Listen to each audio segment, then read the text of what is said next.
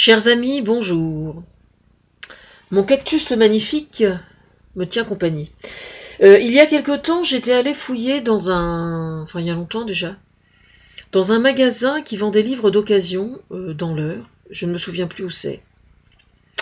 Un endroit en pleine campagne. Il n'y avait que des livres d'occasion, de toutes sortes. C'est juste absolument passionnant. En fait, ce qui se passe, c'est que un livre, une fois qu'il est écrit, on nous emmerde toujours avec la rentrée littéraire, mais la rentrée littéraire n'est intéressante que dans la mesure où ils peuvent traiter de choses qui ont été écrites récemment et donc ils traitent de sujets récents par rapport à l'actualité, par exemple, y compris pour les romans, etc., hein, les nouvelles, etc.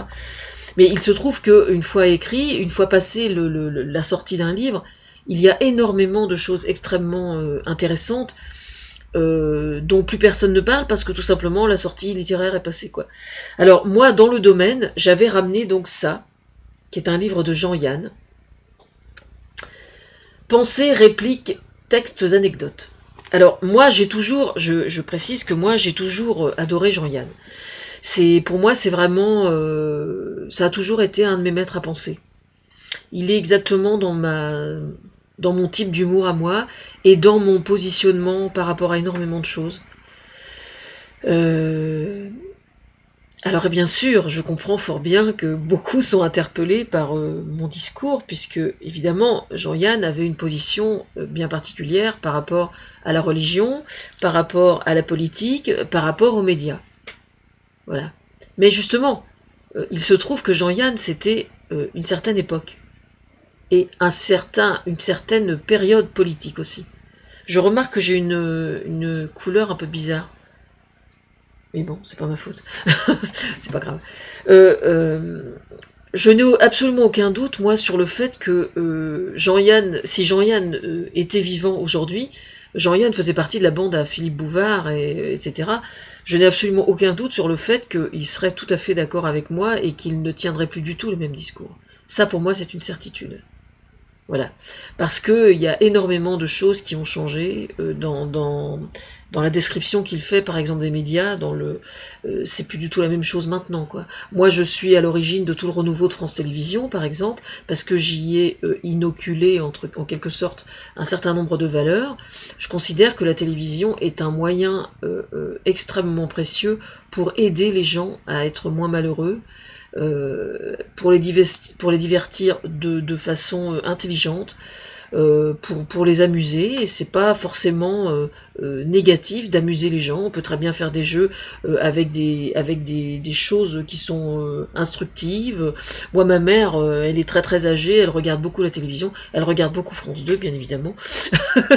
enfin TF1 aussi, mais France 2, et elle aime beaucoup Drucker, alors elle me dit, ah bah t'as vu, bref, elle arrête pas de me faire l'apologie de la télévision, et elle refuse absolument d'entendre le fait qu'il y a plein d'idées qui viennent de chez moi. Je lui en parle absolument plus depuis des mois, hein.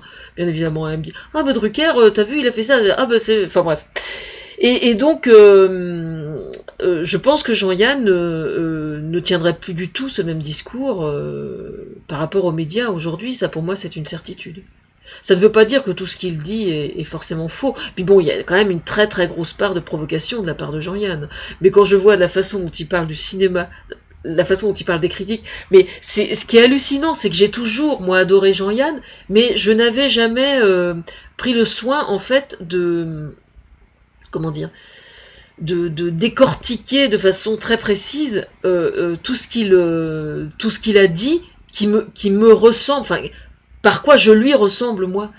D'une certaine façon, c'est extrêmement prétentieux de dire ça, j'en suis parfaitement consciente, mais j'assume, c'est pas grave. Je suis vraiment un enfant spirituel de Jean-Yann. Mais je tiens à préciser que je défonce une porte ouverte, et donc pour le coup d'épaule n'a plus lieu d'être, mais on est énormément dans les humoristes d'aujourd'hui.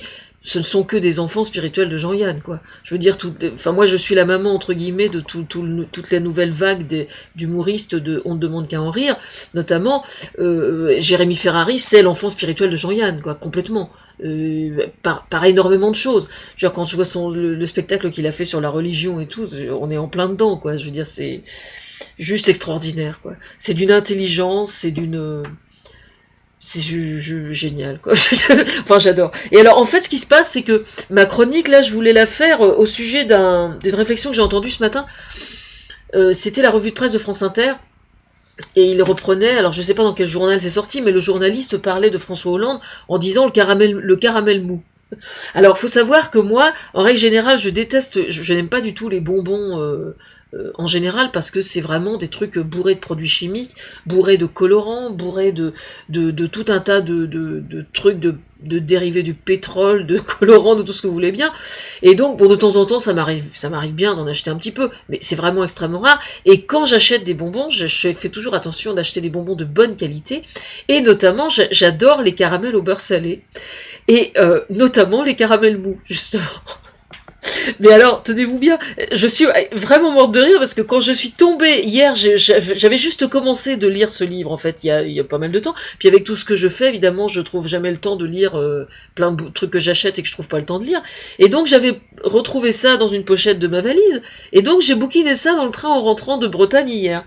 Et alors, je rigolais à chaque page parce que je retrouve plein de choses qui me touchent au sens le plus véritable et véridique du mot et le plus intime, quoi. Vraiment.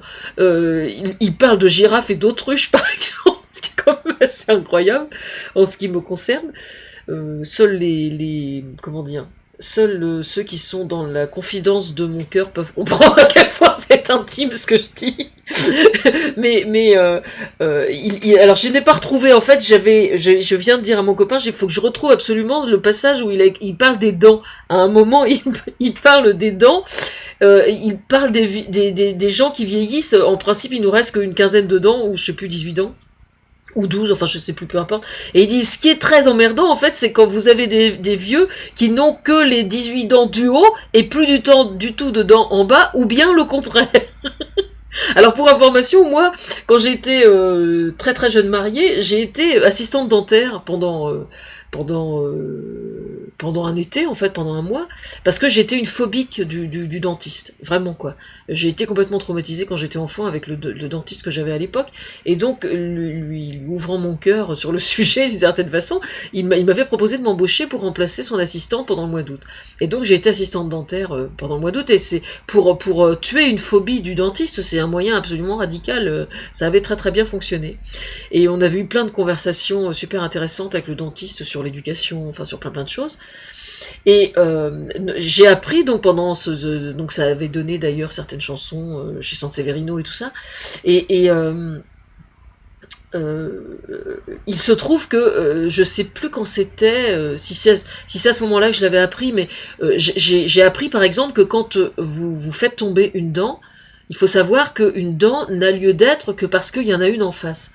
Donc par définition, si jamais vous faites tomber une dent, ça veut dire que celle qui est en face ne sert plus à rien. Et pour cause, parce que la mastication ne peut plus se faire. Donc imaginez par exemple quelqu'un qui a dans sa bouche ses dents avec une dent en moins sur chaque dent. Déjà de chaque côté, celle qui s'y trouve va prendre la place progressivement un petit peu de celle qui a disparu. Déjà, ça c'est une chose. Mais donc, si jamais le râtelier du haut, en fait, il y a une dent sur deux aussi, mais que ça n'est pas celle qui est en face, mais l'autre qui est en face, c'est comme s'il avait plus de dents. Alors qu'en fait, il a la moitié des dents dedans. Enfin bref. Alors, j'en étais au caramel. Alors justement, venons-en. Un jour, je me suis rendu compte, je sais plus, j'étais adolescente, que j'avais un petit point noir entre les deux dents, là. Comme ça. Et en fait, c'était un début de carie.